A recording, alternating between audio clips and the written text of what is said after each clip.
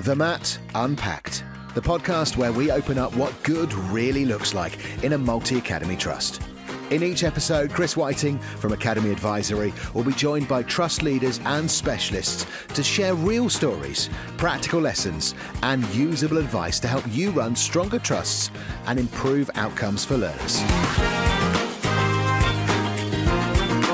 Well, welcome to the MAT Unpacked, episode 1. My name's Ed. I'm going to be asking the questions, and on every future episode, I'm always going to be joined by Chris Whiting from Academy Advisory. Chris, it's a little bit different this first episode from what we're going to expect from the rest of the podcast series, because we've travelled down to London and we're in a very swanky boardroom. What's going on? Well, the Elliot Foundation and Hugh and Simon over there were actually the inspiration to do this, really. They've got some really great messages and really good ethos that we want this to be a platform to share good ideas, good practice for the good of everyone in this sector, which is generally quite collaborative. And what better place to start than here? Hugh, Greenway and Simon Pink from the Elliot Foundation, and very pleased that you've, we've joined you actually here because you've let us in. So yeah, thank you for letting us in. Great to have you with us. Now, I mean, this first episode, we talked a little bit about this before we started recording, the jumping off point for this episode. And the title is Beyond the School Gate, How Trust Can Become True Community Anchors. And I watched the video that was created around an amazing story. Could you give us a little bit of an overview of that before we get into the episode? Yeah, okay. The origin of the Elliot Foundation was always one about creating a safe space in which children can learn, because if children don't feel safe, they don't learn. And when we were founded, our charitable objects were broader than most multi-academy trusts, who generally have the single charitable object, improving education for the public benefit. We had a number of others to address a lot of other social ills. And developing the capacity to be able to address that took time. Because, of course, when we started, we're a school improvement organisation. We are dealing with schools that need to be put back on the right, given a bit of support, pointed in the right direction, capacity developed, changes made. But you can't take a school out of the context of its community. And no matter how good the school is, if we can't start to put our arms around the community that the school serves, we're probably always going to be pushing water uphill with a rake each year. So it started with two things. It started with a site supervisor at one of our schools who saw a child hanging around outside the school about 7:30 in the morning, in the cold, in the winter. And he was curious about the child, and he got to know him, built a small relationship of trust, found out the child was taking almost an hour and 2 buses to get to school because he wanted the breakfast. He was diabetic, and so he was at risk of hypoglycemia. And the child's mother was new to the country and didn't believe that the state would help without charging. So she didn't necessarily want to get doctors or the health service involved. But through the relationship that Matt had created with this child and brought the child into the warm, the school was able to put its arms around the child and then the family and signposted to health and everything else. And when I was told this story, I was separately trying to work on some holiday hunger issues because I was very concerned about and a lot of the communities that our schools serve. And the two things kind of overlapped. And so we started a program we call our Community Box, which is a weekly, it's a box. It's a weekly box of essential food, personal hygiene and cleaning products that we now give in 23 schools to an average of about 55 families in each school. Each box is worth about £35. It's completely free of charge. And since we started in 2020, it was the winter. It was the winter that COVID hit. We've given out something in the order of 150,000 boxes. Wow. Now that's running at a value of about 1.3 million a year. That's the value of the benefit in kind. The beauty of the programme is it only costs us about £130,000.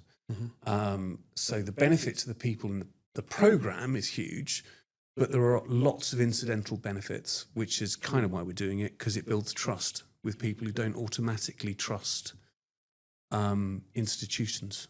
And indeed, if there's a problem in the world at the moment, it's that, we've collapsed faith in public institutions. And probably the timing of that was somewhat fortuitous as well, wasn't it? Because, it launched in 2020, but you've been working on it pre-COVID. Yeah. And then the fact that COVID hit meant that suddenly the need was far greater. Yeah, we just accept it was fun. Yeah, because it was something that was it was important, but it always got pushed back because we had the day job to do. Suddenly, COVID arrives. It was like, well, why are we waiting? So it turned around. Yeah. But we very quickly went from the first few schools who were running the program. I think we had 15 up and running inside 6 months, and now to 23. And the whole thing is now evolving beyond that, in that we want to create in each of our schools over time a space for the community, where the community feel seen and valued and not lectured or hectored or stigmatized. And we can rebuild a little bit of trust. Indeed. Well, we quite welcomed the white paper when it came out last week, because actually it talks about family hubs. Didn't they just? Trying to do that. So that's a usle overlap. So, What sort of services and support will you give from those hubs? Well, we've got three. Well, our first pilot has been running for just over a year at Highleys in Peterborough, and that's the film that you were referring to earlier. And the suite of services there are fairly significant. I mean, that it's the local NHS have said it's the most successful take-up of appointments they've had for drop-in clinics ever, because they're bringing it closer to the families they want to access. I mean, there's nothing new here. We are effectively, we're going back to Gordon Brown and I can't even remember the name of the what was the name of the programme? What were they called? Sure Start Centres. Oh, yes. They're going to be Best Start Centres. So entirely different. So it's when we started doing this, that was all we were doing. It's like, can we recreate a Sure Start Centre, but funded by private donation, and without unnecessary bureaucracy, without barriers to the community. So they've got NHS drop-in clinics, you've got mother and baby clinics, you've got toy libraries, you have winter coat programmes, you have adult literacy, English as an additional language, parenting classes. There will soon that signposting to support with debt issues, so financial management. Keep going, help me, Simon. Well, no, but I think the important thing is that what we haven't said is this is what a TEFAC community hub looks like. We will work with the community, see what are the services that's going to help that community. So this one in Peterborough may be entirely different to one in Birmingham. It could be entirely different to one in West London. It will depend on what's available and willing to work with us, but also what is actually going to help that community. It's not necessarily going to be the same thing in every space, is it? Yeah, no, that's the problem. The problem in the charitable sector is there's an awful lot of well-meaning hubris. Charities don't tend to vote themselves out of existence, and so they overlap an awful lot. It's like, I can meet the needs of these people. Well, actually, the best way to meet the needs of the people is ask them. Yeah. And so the idea behind this was that we would pare it back to the absolute simplest. What a community hub is a space in a school that is not run by the school, because we can't give this additional burden to head teachers. We can't say, right, you've got to do all of this for all of your children and sew the fabric of society back together in your spare time. You know, you break the backs of them. Yeah. It's just a space. We provide it free of charge because we've got it. Generally speaking, you know, with the demographic changes, there's going to be some space available in most primaries for the years coming. The cost to heat and light it is absolutely marginal. So why would we faff around bureaucratically charge? Do you see what I mean? So what we're actually raising money for is a local hub manager whose job first and foremost is to know the community they serve and to find out what they need and then go and find different charities, local businesses, quangos, NGO, whatever, who can meet those needs and bring them together in the hub. So it's essentially the efficiency of the program is really significant. You're not wasting money on managers, bureaucrats, quality. Do you see what I mean? Yeah. Yeah, that's also important, isn't it? That we are trying to do this around the school. The school will be involved, but it shouldn't be a distraction for our head teachers. Yeah. Which is why, you know, we talked about 23 schools being on the community box program. We've got 36 schools. Yeah. We have not mandated it across all of them because they're not all in a position to be able to support that at this moment in time. As we roll out the hub program, then hopefully we'll get more and more schools involved because we can do it around them. But, you know, our principals are busy people and we don't want to be taking away from the teaching and learning side of things as well because that is the core of the business. Well, and there's a risk, you know, it's the helping people, back to the point about, you know, those who get involved in charity, makes you feel good. And to a certain extent, it's a little bit easier than significantly improving outcomes for a wide range of pupils. Yeah. And so I don't want this to be a distraction for school leadership. It's something that happens in schools, but it's not run by them. Yeah, and that was a significant risk, wasn't it? It was a risk that manifested itself because we've had at least one head teacher that was spending considerable time in the minibus, taking around boxes to families, which was great. But at the same time, you know, we need to improve actually the quality of teaching and learning in that school as well. And it's like, that's great, but that needs to be delegated to someone else. We need to find a way around it so that you can concentrate on the core stuff that you're actually employed I for. imagine that must be very easy to get immersed in something like that. Absolutely. You're seeing the good it's doing to then go, actually, I've completely lost track of my core job here of actually I'm an educator and I need to be a school, you know, look after the school, which it must be. And we've had those conversations not only at school level, but also at trust level, because we want to be able to work as an ops group, so that's our executive team, and with the trustees to concentrate on the core mission, which is improving the quality of our schools. But at the same time, there is all this other stuff, which would be absolutely great to do, and we can see the tangible benefits of doing it.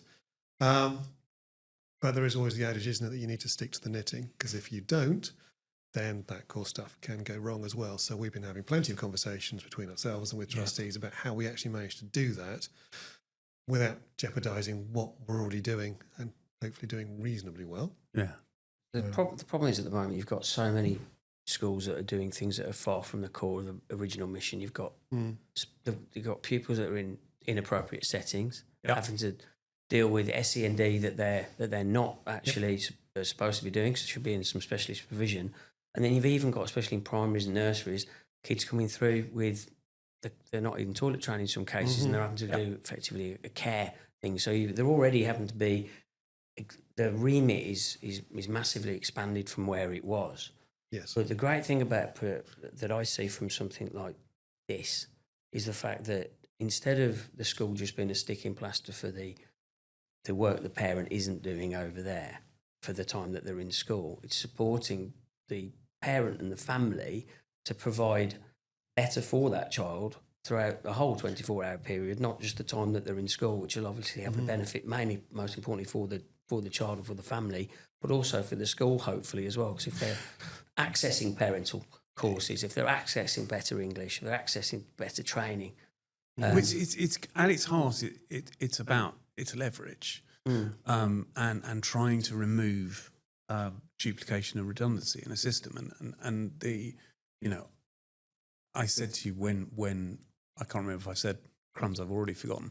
I can't remember if this was before we started recording or not. When the Elliot Foundation was created, we were set up as the Academy Trust. We were very sceptical about the benefits of academisation and the fragmentation of our education system, and indeed elements of our public sector, which we've seen over the last 15, 20 years, is huge and has costs. You know, you can't escape the second law of thermodynamics. Entropy, wins.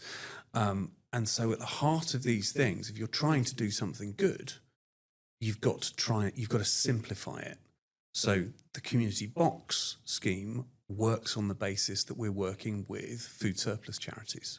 So with Fair Share, with the Felix Project, with City Harvest, and with a number of other wonderful organisations. Essentially £1 of contribution to them, because they are collecting food that would otherwise end up in landfill, as part, trying to address issues under the UN sustainability goals. £1 spent with them gets you about £10 worth of food, because it's about to expire. Mm-hmm. And when you've got a 10x, efficiency gain, you've got space to play with. So that's why, for a comparatively small amount of money, the organisation can deliver a huge amount of benefit. Mm-hmm. The next piece on the hub is there is the space already there without trying to create a new organisation, and it have to pay rent and it have to pay significant numbers of staff and have admin and everything else. We're leveraging, but being aware, as Simon was just saying, of the risks of distraction, deviation, all of that. Those are the balances the whole time. I think that's a really interesting point about the distraction as well, because, as you say, there was that danger of it becoming a distraction. But you could have just said, actually, this isn't our job. There's a need. I can see that need, but we know our focus. So why did this matter so much to the trust that you thought we have to do something about this? Your starting position was, if this is not our job, why would we step in to fill the gaps left by government failing to cover various areas? But that changed over time, didn't it? Yeah, it did. Yeah, we were, when we started, we were absolutely clear that by stepping into the space of supporting primary schools, because we could see they were going to need support, we were not going to relieve government of its obligation to adequately fund those primary schools. So we were never going to raise money, either from parents or privately, to fund our educational delivery. But as COVID happened, and the drip of hearing these stories of deprivation, and just not trusting the government at the time to care enough to do anything about it. Well, any government of any stripe. Well, yeah, to be fair, and that's not to be just anarchist about it. Governments have huge lists of problems to solve, and there is finite money. And educationalists can spend hours moaning about how there's never enough money. Yeah, we do. But it was just the seeing and hearing the story of this one child and the impact, the absolute need to get that bagel for breakfast to avoid hyperglycemia. And just thinking, well, if not us, then who? And then COVID happened as we were starting to plan the first community box operations, because it was initially planned to be a holiday hunger piece, where we were going to hide it. We were going to wrap around some kind of sports provision that we offered to the most vulnerable families, where they would be given nutrition and food to take away, so there was no stigma. It was just come and play football or tennis or whatever, or an art club in the half term and the Easter holiday. And then suddenly lockdown happened, and we knew how isolated these people were because of how well we knew them, and it just I couldn't have forgiven myself if we hadn't started. I think it's probably worth going back to the start as well. I mean, obviously, you were here for the inception of the organisation. I didn't join until 2018, but one of the things around the trust is the fact that you set it up with charitable objects that were much wider than most MATs, because it True. did incorporate lots of different aspects about improving the health of the community, improving on joblessness rates, various aspects that aren't in the kind of standard charitable objects for MATs these days. So why did you do that? And also you've been kind of pushing back against the DfE, where they've tried to remove those and move to standard articles of association ever since, haven't you? Yes, because I think so. The reason we had broader charitable objects in the beginning was that we had a broader social purpose from the beginning. We knew that addressing disadvantage in terms of outcomes for children is not just about the ideal curriculum delivered by the best teachers. That they're only in school for a percentage of their lives, and there's a whole host of things that are going on around for their, we can get tied up in things like uniform, homework policies and everything else, and we forget what the environment that child goes home to does to any attempt to do any homework. And although we can't take responsibility for it, you can't separate, education by its nature is an optimistic endeavour. You wouldn't do it if you didn't believe that you were going to try and make the world a slightly better place. But you can't take responsibility for the whole of the world's ills. When we started, we were very worried that MATs were just going to become school performance management vehicles. So contracts to run schools where their success was measured by a very, very thin level of KPIs, probably outcomes, progress 8, key stage 2, and Ofsted judgments, and where the broader context is the neoliberal paradox. It's like, if you want to improve a society, sometimes you have problems that are so big they're going to take more money than your electorate is prepared to pay in tax. Now, you have a choice then. You can tell the electorate that you're not going to be able to fix this because there's never going to be enough money, or you elect a group of scapegoats to take responsibility for failure. And you have performance management, and you use strong language, and nothing changes because regression to the mean always wins. And we were very worried that multi-academy were just going to become scapegoats for failure. And there's a lot of perverse incentives to essentially marginalise vulnerable children or children with additional needs, cream off, we could go into a whole host of rabbit holes here. Let's not do it because we're talking about something else. But we were sceptical about government narrowing and narrowing and narrowing and narrowing. And so we set the organisation up with a separate sponsor, which is a registered charity. So with the MAT, the Multi-Academy Trust, has a sponsor, which is the Elliot Foundation itself. That was set up as the custodian of the vision. Because whatever, MATs, as you know, it's the first time in the history, I believe, of contracts in this country that a contract has been altered by one party without consultation to the other, just because one party's government. That's fundamentally unfair. But government, from inside government, sees its job is to have us on a short lease because we should be improving schools. That's all well and good, but if you suddenly narrow the perspective by which you judge success so far that you no longer see the context when it's important, there's a real risk for the disadvantaged that you'll just end your postcode lottery, your haves and have-nots. So we made sure that the registered charity is the approved sponsor. It has the power to appoint the trustees and chair of the Multi-Academy Trust. But we also made sure that the Multi-Academy Trust had broader charitable objects, which gave it the scope to challenge things which are inextricably linked to educational success. And I have fought, as Simon said, sorry, it was a very long answer, but Yeah, maybe you edit that. I mean, I know this was a story you particularly wanted to highlight, Chris, and it's an incredible story of a trust going beyond the perhaps remit of most academy trusts. And I know, Hugh, you've just explained how you could do that. But what was it about this that you thought, we've really got to shout about this?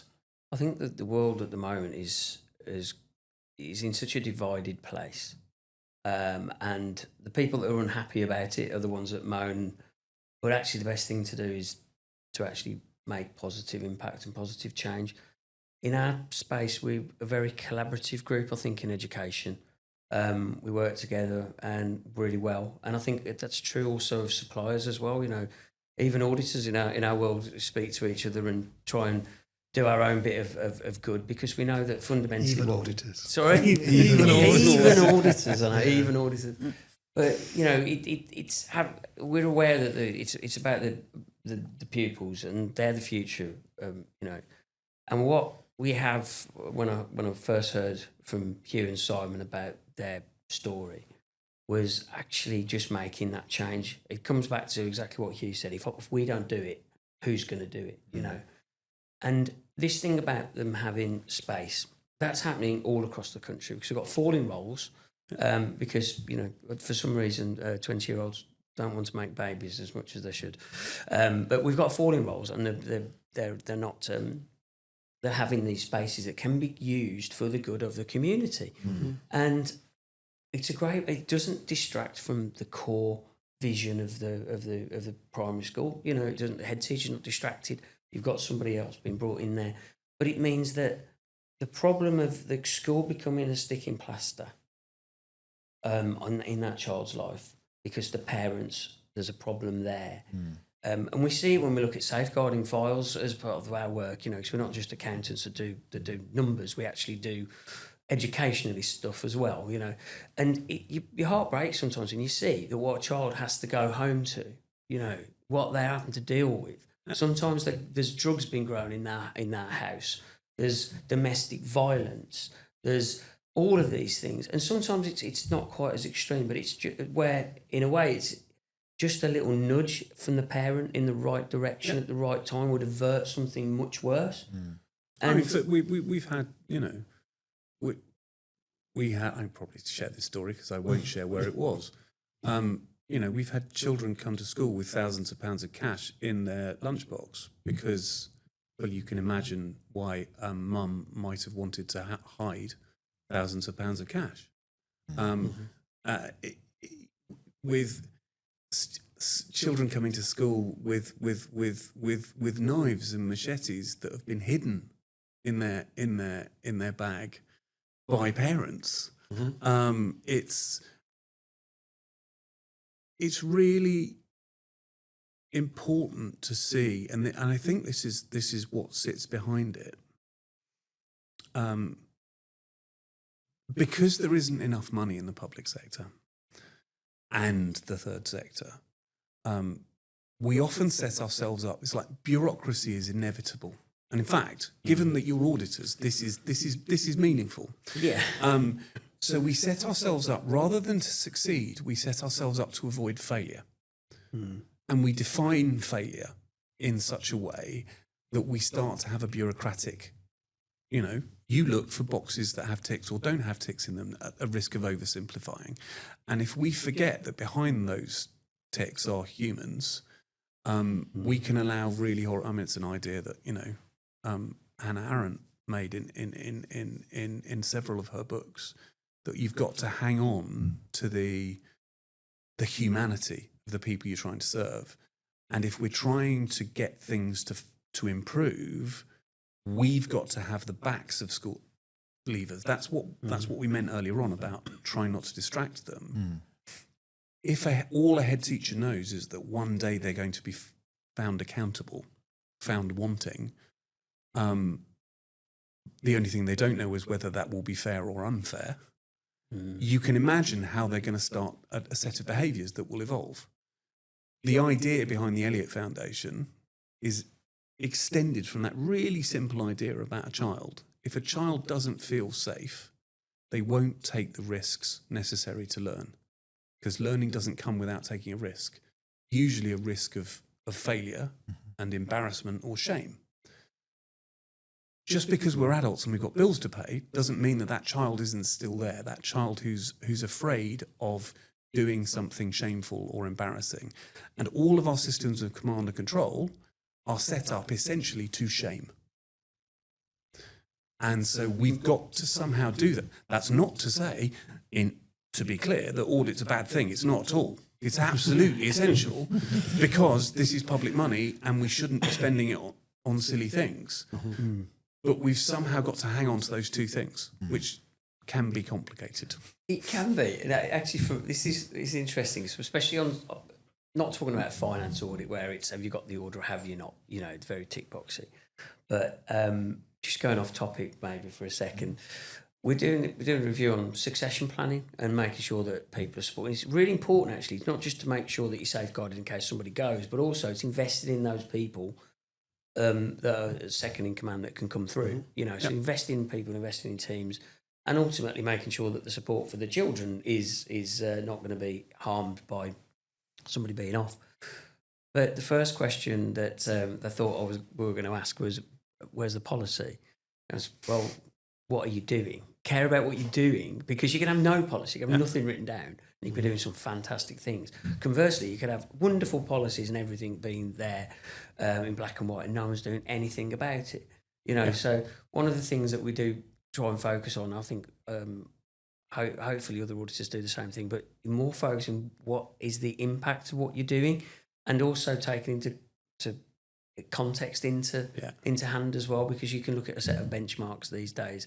As an accountant, you look at ICFP, you know, or absence management, for instance, a great one. If you've got a school where head teachers being perhaps not, there's real issue, cultural issues impacting on the kids, the absence might look exactly the same as if it's a toxic culture and there's a real problem because there's a management issue. It's all about the understanding what's behind the data and the context of it, and it's about people fundamentally, because there's too much focus just on that one number. Like you said, that very thin set of metrics for what is preparing the future of society. I can't remember who it was who said it, but data will tell you anything if you torture it long enough. I wish I could remember who it was, but it's not me, and they deserve to be cited because it's a good line. It's a great line. I do have a few from you actually, Hugh. There is an interesting kind of crossover between the work that you started talking about and audit, because there is also a tension in that obviously we are using public money that's been voted to us by Parliament in order to advance the education of the children, and some of that, we are trying to find as many partners as possible, leverage as much money as possible, but there is an argument that we shouldn't be using any of this or any of our sites to support these wider objectives, because that could be deemed to be irregular. Because we're diverting public money for one thing into another public benefit.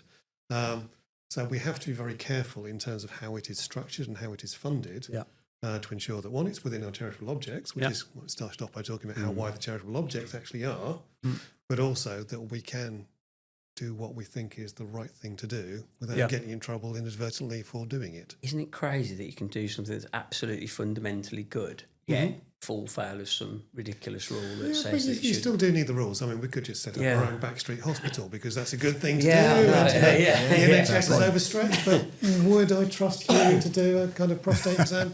Probably not. To that level, yes. But I mean, if you're saying about if the heating and lighting that you're doing is coming from gag money, that's what I'm talking about. I mean, really, that we should have a de minimis limit of, you're doing a great thing, get on with it, really. But that's the point about, again, that when audit is working, it's not looking just for where is the evidence of what you've just said. It's, am I as an auditor convinced that the practice you're claiming exists is supported by this evidence you've put in front of me? And that's what I meant about the behaviours that are, that grow in public, particularly in fragmented systems, where people are being held accountable. The only thing that is known is accountability. The first thing you do is, what are the rules? What are the measures? What are the comparisons? then you look at, well, what's my narrative? And and that is actually an opportunity cost to the system as a whole. The amount of time spent serving Ofsted, internal audit, external audit, other auditing and regulators is time taken away from trying to improve education for children. And you've just got to be aware of the tension between the two, because you can't remove it. You absolutely fundamentally couldn't. We all know the stories of what people left unsupervised will do with public money. But what you can't do is have the sampling cost so high that it impinges on the primary purpose. And it's a middle way, isn't it? yeah. I mean, you should see him when he gets to the end of audit season. He starts to have steam. There is no end to audit season. That's just the start of the next audit season. There's a brief intermission, but when it comes close to the end of what he almost, you can see him wishing harm upon the latest stupid question. You see it, you can also hear it, because I do say it to you. But yeah, I mean, there's difficulty. I mean, Chris, you've talked about effectively being pragmatic in terms of the approach. That's not always the approach taken by all auditors. I mean, I would hope that would be the approach taken by all audit partners and seniors. But, you're working in a sector where, certainly on the financial audit side of things, you've got very junior individuals that come in as their first job, and then they're just working to a set of rules. They don't know the wider stuff at all. They just go, are you meeting that rule or not? And then if you're not, then you're potentially in trouble, which is why you spend so long looking for that glass of wine. Not to drink during the audit process, but you're just checking that we are in compliance with our regularity by not spending any public money on alcohol, which goes on so much. I mean, the looking for it, not the actual drinking, but goes on so much in terms of doing all those audit tests to find that one glass of wine out of like our £140 million budget. It's crazy. I think that the letter, if you don't have enough internal scrutiny in a year, you probably won't get a letter from the department. If you, unless there's something really serious goes on, you won't get a letter from the department, apart from if you have bought a £12.50 bottle of Prosecco, you will get a letter from the Department of Education on that matter.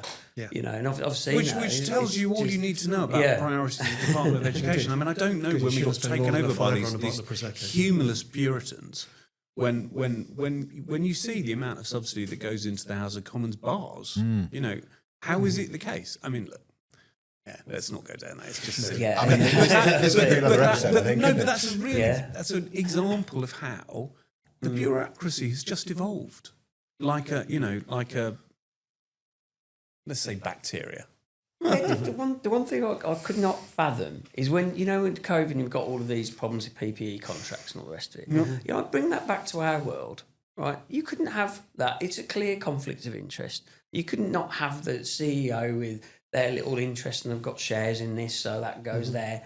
Yet it happens in macro level government all the time, and you think, just why is it? Because they're doing it because they know they're doing it for the right reason. They don't need to worry about the rules. It's everyone else that could be doing it for the wrong reason, because we don't know them. Okay. They're not our friends. They're not in our contacts list. So, we've got to look at them. They could be doing something really bad. Yeah. Well, I mean, you were saying it yesterday in one of the meetings when we were suggesting a novel practice. You said, we're going to do that for them because we like them. And that was a perfectly legitimate challenge. Yes. All of us want to think that we're nice people and we do the best we can. And that's almost, it's a genuine and significant challenge in working in education. The level of criticism that is directed at school leaders is such that they have to kind of develop this brittle carapace to protect themselves against it. And if you're trying to help them, if they perceive criticism, they retract into the shell. Yeah. And it doesn't matter how well-intentioned, you are, the words will bounce off because you are coming in the direction of just criticism. And the internal process is, I'm killing myself on behalf of these children and this community. You don't know this community. You do not know how hard this is. And you have the temerity to sit there and challenge me. Yeah. and it's really difficult because it doesn't matter how good we are at things, we're always going to make mistakes, but we're not very good at being open to them. Yeah, it's true. That's what I think with our job, because the problem is with auditing, it tends to be, this is something you haven't done on a rule. I hope that we get the balance right. Actually, I'd welcome your feedback at the end of the day if we get the balance right between those things, because it is really, really challenging. I mean, you look at what a school has to do now compared to when I was a finance director, 13, 14 years ago, something like that. The role of a head teacher now is so wide, much wider than it was then. And it's constantly spilling over. You've got the healthcare, you've got, That's what happens when you take a school, which was the thing that was understood by the people that worked in education, and turn it into a location in a contract with a limited company with charitable objects. Head teachers previously, the only degree that they would, budgets were next year will be this year plus or minus a certain number of percent, which is directly related to the number of pupils that you have and any increment that's coming. A set of behaviours emerged, which is you fight tooth and nail for your budget, for additional funding from the local authority, and then when you've got it, you spend it on what you want to spend it on, depending on what you happen to think are the priorities. Yeah. And that never surfaced because they were never scrutinised to the level of audit and regulatory oversight that multi-academy trusts have. It doesn't mean that we've got any worse. It's a set of behaviours that have been there since time immemorial, and an attitude to risk, and an attitude to compliance, and an attitude to, and that's where we're transferring a set of judgments and behaviours from one domain to an entirely different one, and that's one of the biggest risks of the first 10 years of academisation, which was most of the people running academy trusts weren't aware of the risks they were taking, and the rules weren't actually. And we were making the rules. We were making the rules up in retrospect, in reaction to things that we saw were wrong. Again, because it's so difficult to define what success looks like. What we do is, what do we not like, and how do we stop that happening again? And that's how the ATH sort of, well, it was the AFH at the time. That's exactly how it was. What was on Panorama last year was in the ATH, it was the Academy Trust stuff. We're going into the risk management one now, aren't we? I was going to bring it back up, and I guess really, you talked a lot about rules and about how you almost set up as an anti-academy trust. Yep. So if other academy trusts wanted to follow in your footsteps with the initiative that we were talking about, can they, and how do they? Is it even possible for them? Oh, absolutely, yeah. So how would they do this? And let's be clear, it's not just us. There's a number of other trusts who are doing things that are very similar to this. That there are trusts who've been around for a long time who were indeed almost set up to do this. Oasis is one. We, to a certain extent, what we're trying to do is a secular version of what Oasis sets out to do. But there are trusts across the country. And schools who do this. The first MAT that I worked for was ARC, which was set up. Obviously, there is a schools division for that, but then there is the wider ARC charity, which looks after all sorts of different things internationally, not even just locally. So, quite a few have a wider mission than purely looking after schools. But to get you off the starting blocks, I think what you need a model. You need, you can have broad ambitions, you can take on the Sisyphean task of, pushing the world's problems as a boulder back up the hill. But what you need is a model of what you're going to try and deliver in the first instance. The food surplus thing, which was where we started, is a little bit more difficult to do than it was when we started because there's less waste in the food supply chain. The charities that exist in that space have got better. And of course, there's still loads and loads of need. But you can still identify local, charities that are in your area that might help you address this need. Fair Share emerging with the Felix Project, so that will become one organisation. City Harvest operate predominantly in London, but you've also got supermarkets have regional charitable distribution networks. There are the Trussell Trust is one of the big players in this space. So start with what is it you're going to try and do, and simplify that into a model where you are aware of how much time it's going to take you or the person you're going to ask to do this to get it off the ground. Then double that, because it will always take more. It's essentially, if you double the length of time you think it's going to take, double the amount of money it's going to cost, and halve your ambition for delivery. So start with, and then you're going to be closer to a model that's going to make sense, and you're also going to give yourself space not to fail quite quickly. Because if you're unrealistic in terms of what you want to achieve, you're going to struggle. You're going to beat yourself up. The next thing is forgive yourself. Ideas have a time. You can have a brilliant idea and a brilliant plan, but your organisation or your colleagues or your board or the charitable partners that you need to come into this aren't quite ready. The stars aren't quite aligned. That doesn't mean that you can't do it. It just means you can't do it now. So just keep the idea and come back to it in a year when some of the people have changed. Third thing is you need one key partner with whom you choose to trust. Because if you are creating something from nothing is very hard work, always ends up in a different space to where you initially imagined it would. And if you're doing it on your own, whilst you have, so we could say that to a certain extent that all of this work, our social purpose work, is a side hustle. But a side hustle for a £150 million organisation could be viewed by the trustees as a significant diversion from your core purpose. So making sure that you have at least that one organisation outside that overlaps with it, that is going to help support you in it, and that their values overlap with yours, that you're not having to pitch. So we were incredibly lucky, and I haven't name-checked them yet, so I should. There's a charity called Rackets Cubed, who are a London-based charity who address disadvantage through it cubed, so 3 elements: sport, nutrition, and STEM education. So they work with Wimbledon, with the Lawn Tennis Association, with the sports associations across the country, national lottery funding and everything else.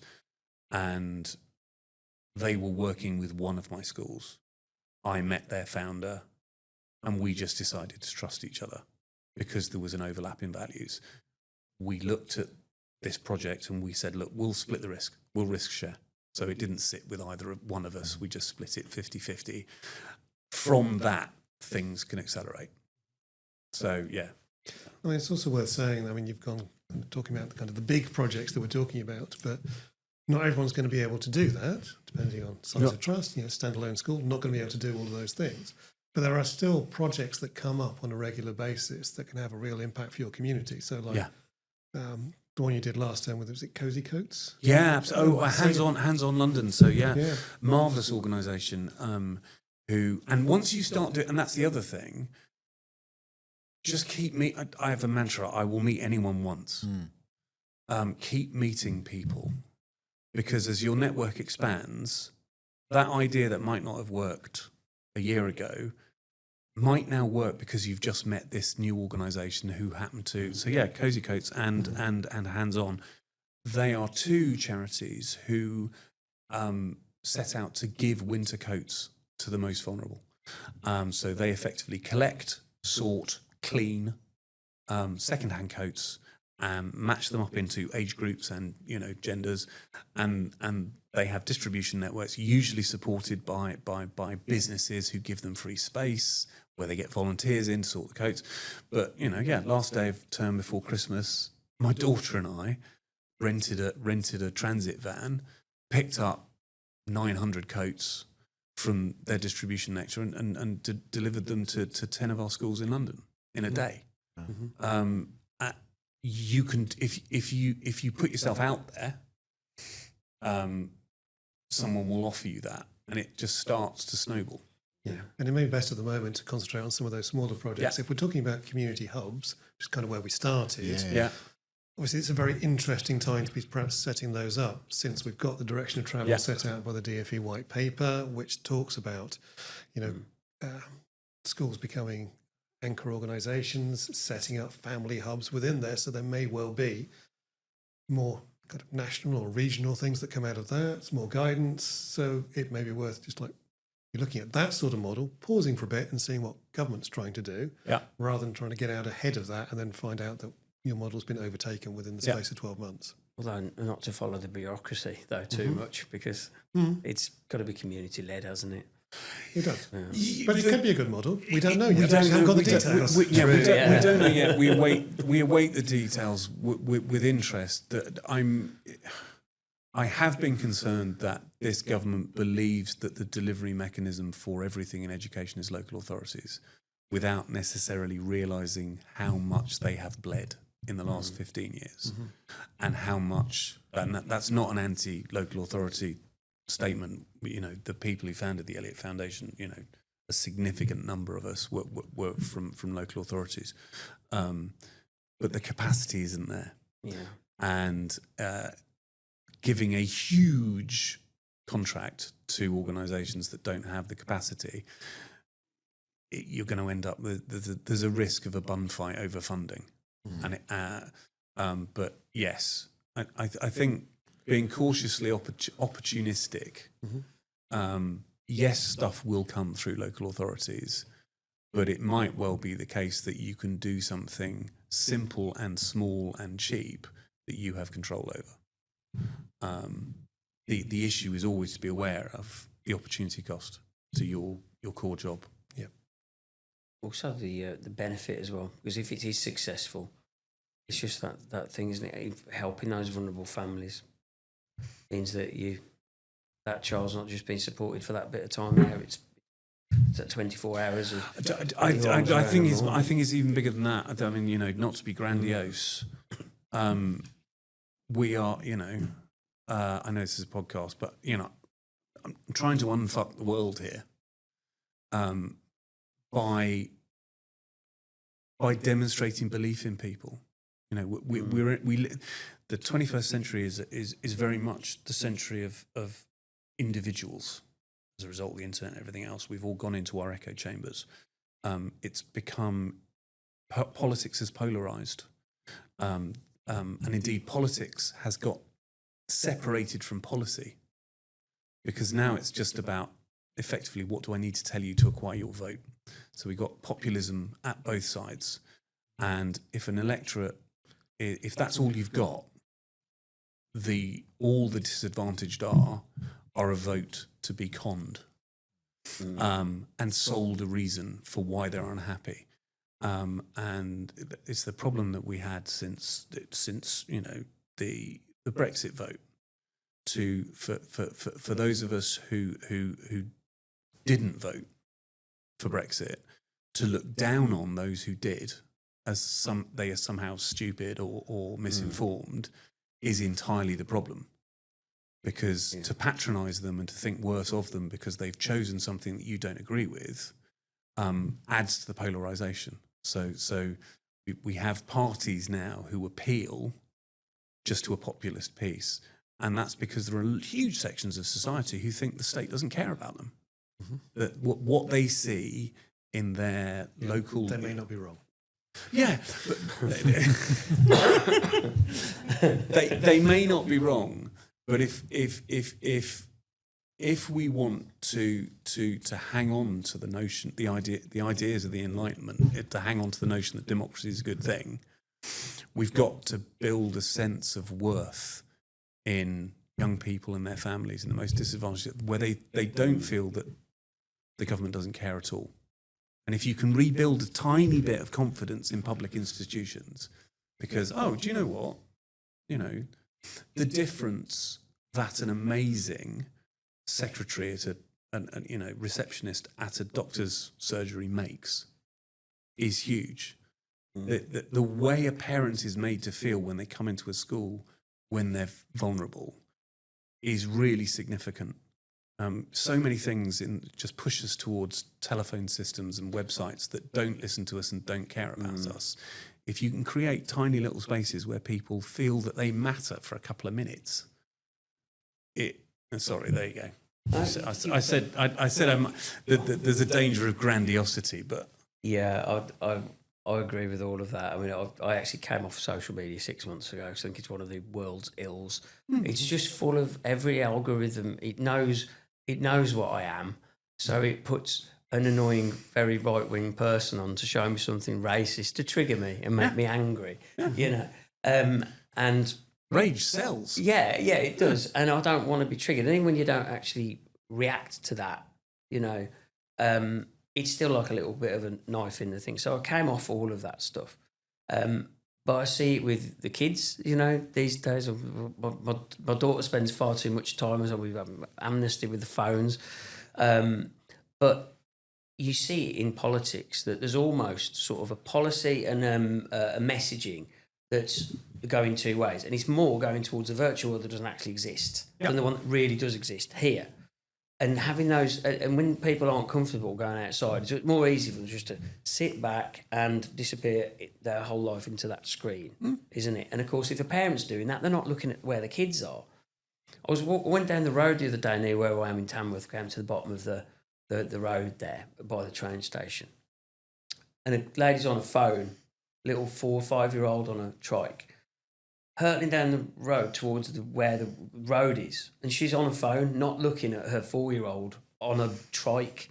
Luckily, everything's fine. Put the brake on and everything was okay. I put my car to a stop. But that's how engrossed we are as a society in these things. And if we can actually have these, you're okay, you're safe here. It's a real world out here. Start talking to people. It does make a difference, doesn't it? Yeah. It's an interesting place to leave it. Gentlemen, thank you so much for your thoughts on this episode. Wow. It's been great. Thanks for listening to this episode of the MAT Unpacked. If you found it useful, please subscribe or follow the show and share it with a colleague in your trust. And if you want a specialist partner to strengthen your assurance, improve your risk management, and give your board real confidence, speak to the team at Academy Advisory. You'll find us on LinkedIn or visit our website, academyadvisory.com.